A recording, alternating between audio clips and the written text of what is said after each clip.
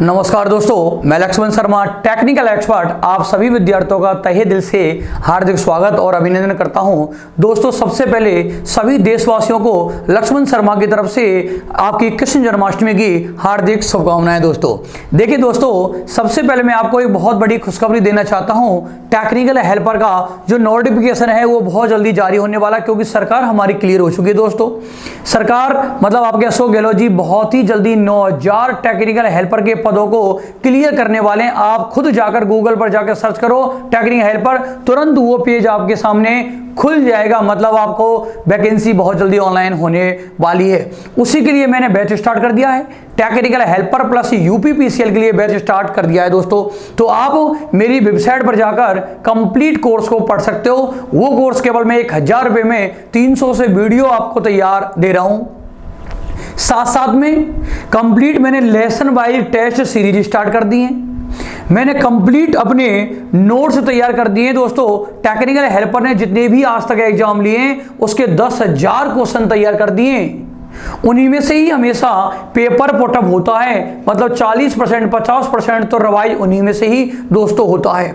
तो मेरी जो वेबसाइट है उस वेबसाइट पर जाओ और वहां से परचेज कर लो। यदि आपको वहां दिक्कत आ रही है तो डायरेक्ट मेरा जो व्हाट्सएप नंबर है उस पर आप मुझे हाय डाल दो और वहां से कहो कि गुरुजी हमें आपका कोर्स को पेड करना है। जो आपका नंबर स्क्रीन में लगातार चलता रहता है। स्क्रीन में यदि आपको नहीं दिखाई दे रहा तो वापस से मैं उसको लिख देता हूं 9571772773 9571772773 की इस नंबर पर मेरा व्हाट्सएप नंबर है। कोई भी इंफॉर्मेशन आपको लेनी है, वैकेंसी के बारे में पूछना है, कोर्स के बारे में बात करनी है तो इस नंबर पर जाकर आप मुझसे बातें दोस्तों कर सकते हो, मैसेज कर सकते हो दोस्तों।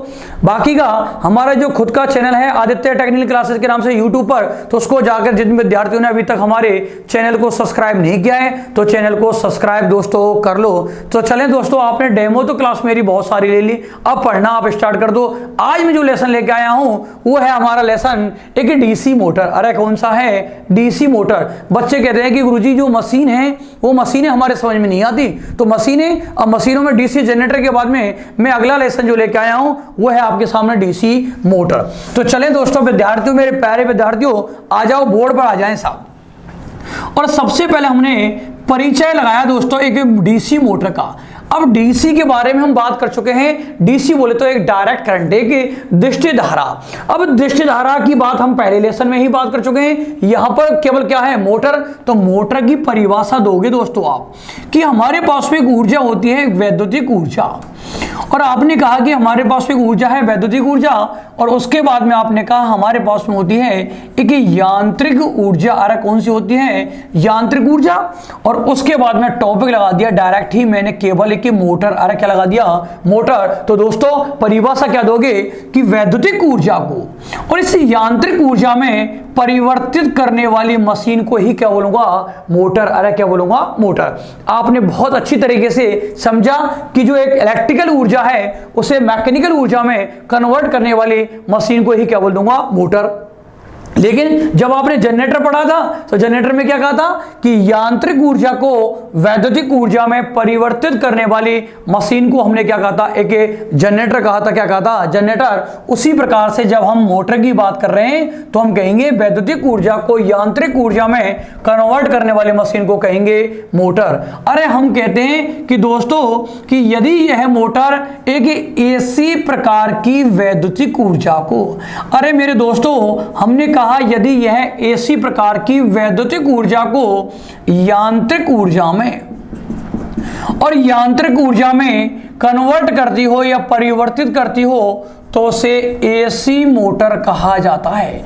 अरे उसे आपने कहा यदि हमें एसी मोटर की बात करनी है तो एसी प्रकार की वैद्युतिक ऊर्जा को यांत्रिक ऊर्जा में कन्वर्ट करती हो तो उसे क्या बोल देंगे? एसी मोटर बोलेंगे। सब क्या बोलेंगे? AC motor.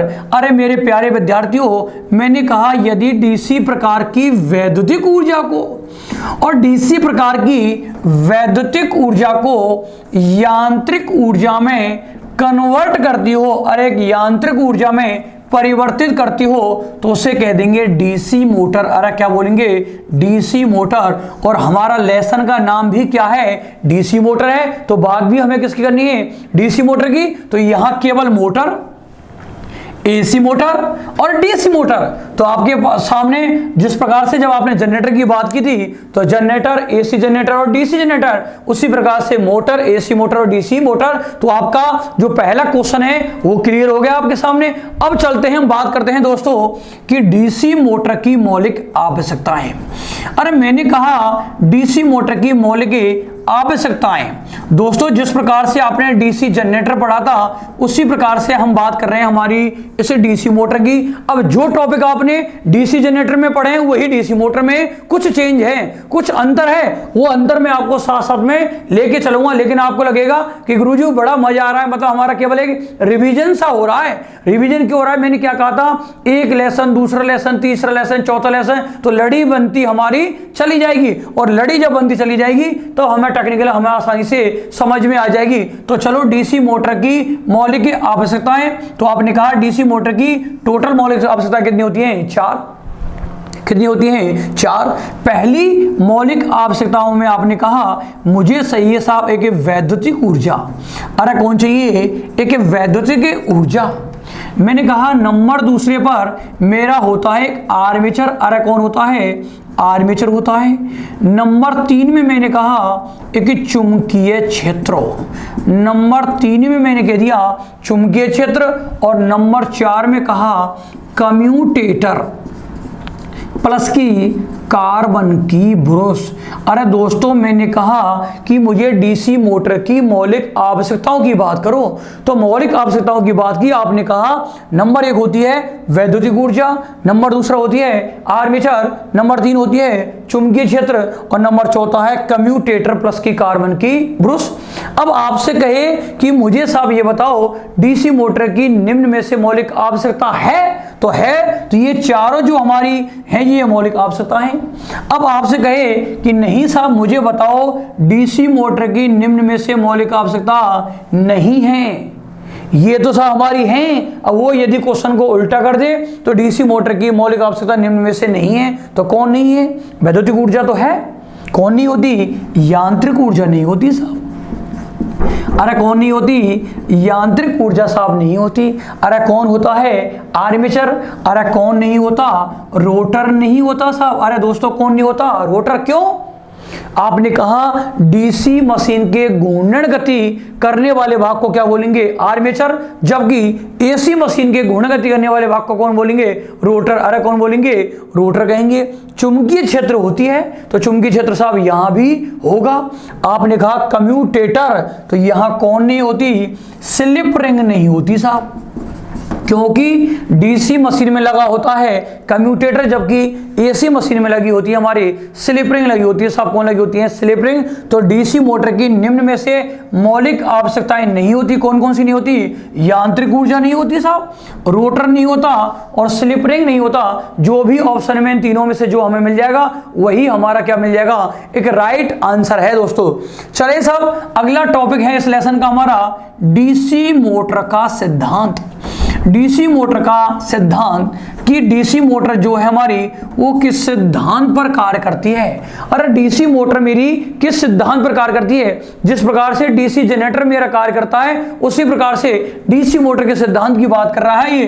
तो इन्होंने कहा दोस्तों कि जो डीसी मोटर है ना ये है फैराडे के, और फैराडे के विद्युत चुंबकीय और विद्युत चुंबकीय खिंचाव बल पर, और खिंचाव बल पर कौन कार्य करती है साहब? एक डीसी मोटर कार्य करती है। Very very important. DC generator का सिद्धांत की बात करेगा तो आप कहोगे फैराडे के विद्युत चुंबकीय प्रेरण लिखा था हमने। क्या लिखा था? चुंबकीय प्रेरण। और यहां अंतर में क्या गया? फैराडे के विद्युत चुंबकीय प्रेरण के स्थान पर क्या लिख दिया?